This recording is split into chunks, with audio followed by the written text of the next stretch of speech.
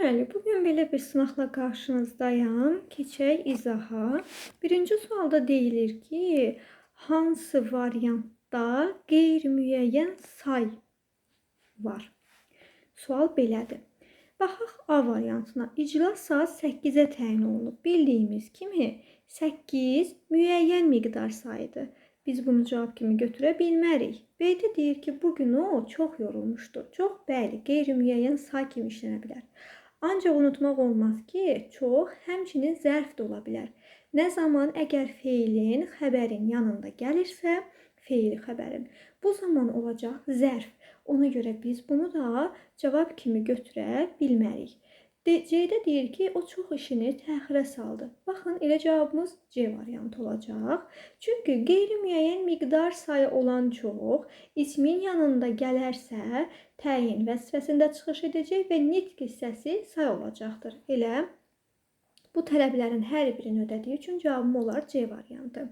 D-də deyir ki, birincilər daha həyəcanlı idilər. Burada isə biz qeyri-müəyyən miqdar sayına rast gəlmirik. Çünki birincilər sıra sayıdır. Mən bunu cavab kimi götürə bilmərəm. Y variantında şagirdlərin 3-də 2-si sinifdə yox idi.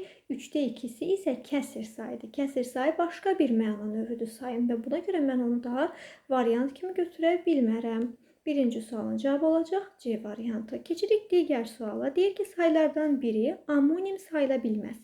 80 feillə amonimdir. 80mək və 80 rəqəmi ilə. Ona görə bu variant deyil. Çox həm ədat ola bilər, həm say ola bilər, həm ondan sonra zərf ola bilər. Ona görə bu da amonimdir. Götürə bilmərəm. Xeyli də həm zərf ola bilər, həmçinin də say ola bilər. Götürə bilmərəm. Bir, həm ədat ola bilər, bir sənə məftuna, yalnız sənə məftuna, məhdudlaşdırıcı ədat ola bilər, həmçinin bir kitab, bir dəftər kimi, say kimi də çıxış edə bilər. Amma 5-in heç bir amonimliyi yoxdur. Bu səbəbdən də mən cavab kimi Y variantını götürəcəyəm.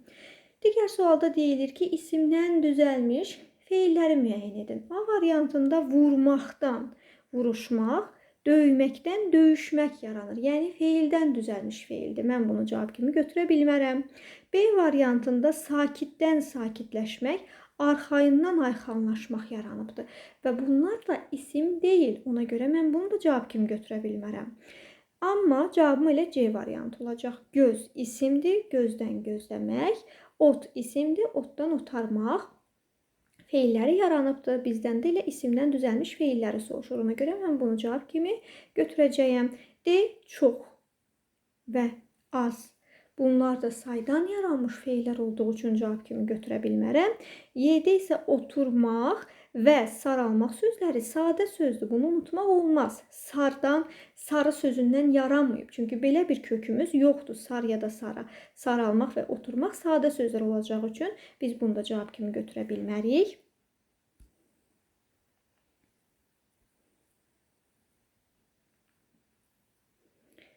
Demək, keçdik digər suala. Deyir ki, cümlələrin birində məstər mənsubiyyətə görə dəyişib cümlələrin birində. Yemək stolun üstünə qoyub otaqdan çıxdı. Yemək əgər isimdirsə, bu zaman məstər olmayacaq. Sadə bir isim olacaq və burada məstərdən söhbət getmədiyi üçün cavab kimi götürə bilmərəm. B-də deyir ki, Samirin müsabiqədə iştirak etməyə hələ yaşı çatmırdı. Bəli, burada məstər var, amma gördüyümüz kimi yönlük hal şəkilsi qəbul edib, mənsubiyyəti qəbul etməyib. Ona görə bunu da cavab kimi götürməyəcəyəm. C-də deyir ki, o öz əvvəlki vəzifəsinə qaytarılmağı ürəyincə oldu. Deməli, onun qaytarılmağı, öz vəzifəsinə qaytarılmağı deyə bilirəmmi? Deyə bilirəm. Demək, üçüncü şəxsin təkinin mənsubiyyət şəkilsi olacaq və məstər mənsubiyyətə görə dəyişmiş hesab olacaq. Cavabımız olur C. D-də hər yaşda öyrənməyi bacarmaq lazımdır. Nəyi? Burada artıq təhsillik halı şəkilsidir. Mənsubiyyətin yoxuna görə cavab kimi götürməyəcəyəm. Y-də isə nənə yumağı, yumaq da yenə də isimdir. Mən bunu da məstər kimi götürə bilmərəm. Digər suala baxırıq. Aşağıdakılardan hansı feili sifət deyil? Deyiləsi söz tamamilə doğrudur ki, bu fe'li sifətdir. Yazdığım məktub fe'li sifətdir. Görüləcək iş, yeməli meyvə. Bunların hər birində fe'li sifətin şəkilçilərini biz aydın nəzərdə görürük və onları fe'li sifət hesab edirik. Amma y'yə baxaq, güləyən adam. Biz həmçinin belə bir qayda keçmişdik ki, gülən adam və güləyən adamın fərqləndirilməsi. Hər ikisində də biz anəni görürük, fe'li sifətin şəkilçisini. Lakin birində fe'ildən sifət düzəldən leksik şəkilçidir, ağanəyən.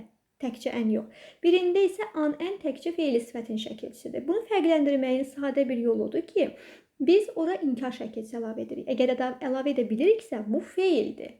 Yəni fe'li sifətdir. Əlavə edə bilmiriksə, leksik şəkilçidir. Gülən adam, gülməyən adam deyirəmsə, gülən sözündəki an-ən qrammatik fe'li sifətin şəkilçisidir. Ancaq güləyən, gülməyən deyə bilmirəm ki, deyə bilmirəm. Ona görə burada leksik şəkilçi olacaq və bu söz sifət olacaq. Fe'li sifət yox. Ona görə cavabım olur Y variantı.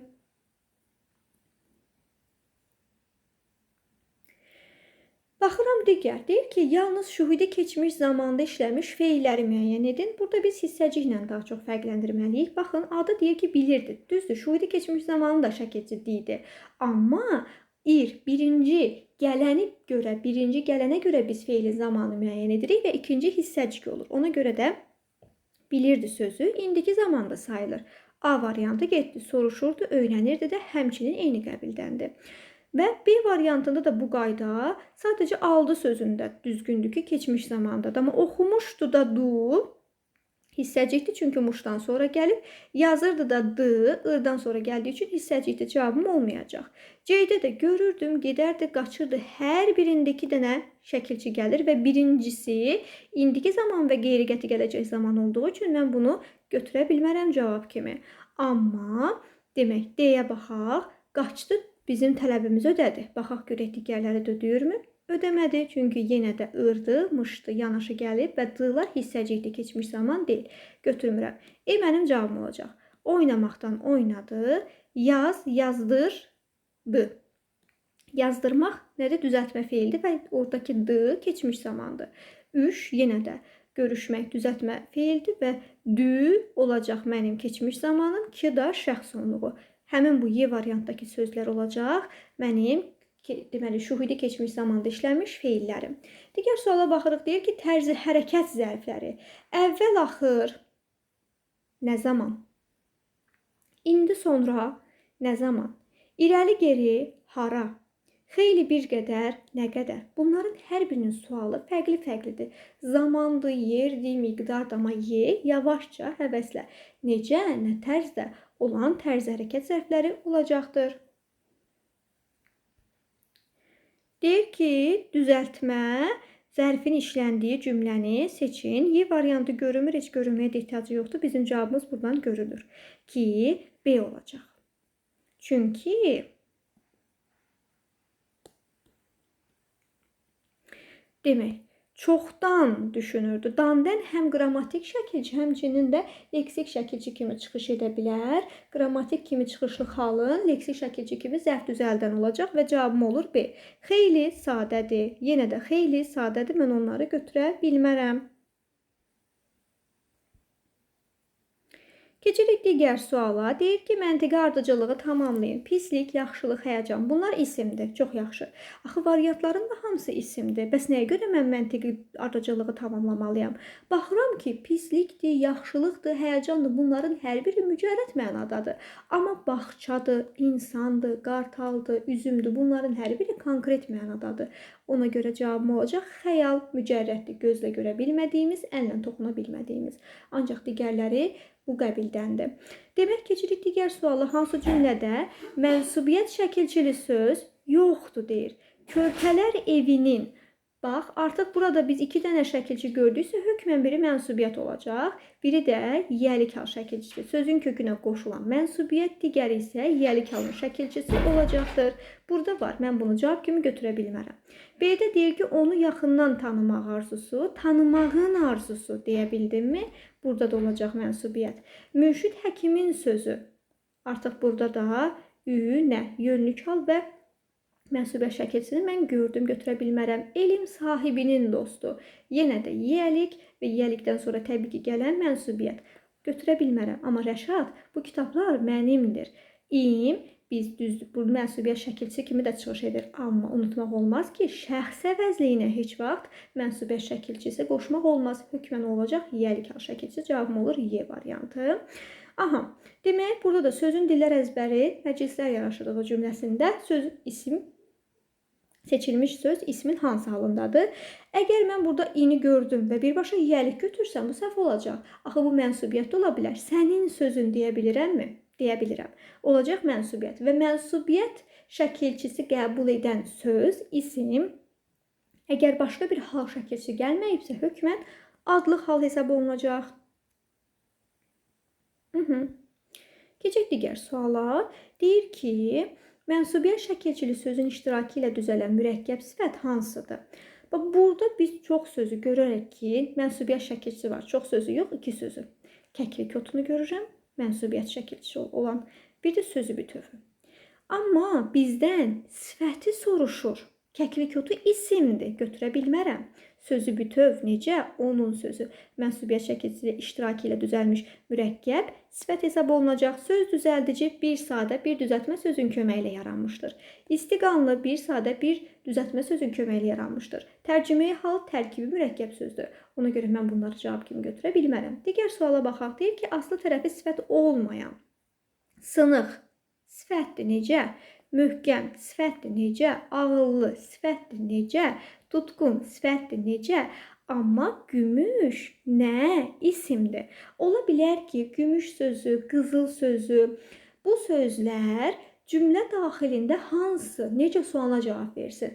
Amma bizdən nitq hissəsini soruşursa, biz ifadə daxilində yox, ayrılıqda ona sual verməliyik. Gümüş qaşıq, necə qaşıq deyə bilirsən, amma gümüş ayrılıqda nə sualına cavab verdiyi üçün olacaq isim. Yəni, nitq hissəsi sifət olmayacaq. Cavabın olur C. Digər suala baxaq. Deyir ki, azaltma dərəcəsində verilən sifəti müəyyən edin.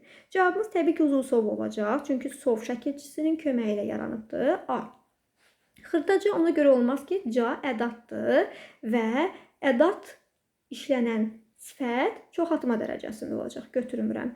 Enli təbii ki, A dərəcədədir. Heç bir dərəcənin ünsürü yoxdur. Qupquru P emperisi ünsürlərindən birindən yarandığı üçün çoxaltma olacaq. Balacadakı caya aldanmayın. Bu söz sadə sözdür, ona görə olacaq. Adi dərəcədə cavabın olur A variantı. Deyir ki, düzəltmə sözlərin təkrarı ilə əmələ gələn mürəkkəb sifəti müəyyən edin və düzəltmə sözlər təkrar olsun. Demək, baxıram ki, şirin-şirin meyvələrdə düzdür. Şirin-şirin təkrar olunub, baxı bizdən düzəltmə söz tələb edir. Ona görə götürə bilmərəm. Həmçinin uzun-uzadıda da düzəltmə söz yoxdur, götürə bilmərəm. A variantı mənim cavabım olacaq. Böyüməkdən böyük, böyüməkdən böyük. Hər biri də düzəltmədir, feildən yaranmış sifətdir və hər biri də təkrarlanaraq mürəkkəb sifət əmələ gətirmişdir. Ona görə cavabım olacaq A variantı.